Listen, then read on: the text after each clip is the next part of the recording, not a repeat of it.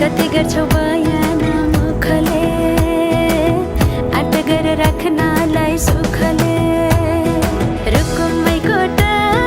रुकुमै कोटा रुकुमै कोटा रुकुमै कोटा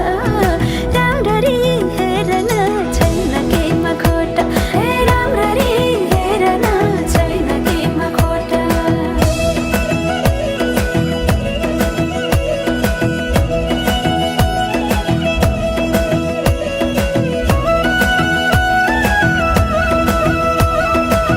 मनको कुरा अझै नै खोलिदेऊ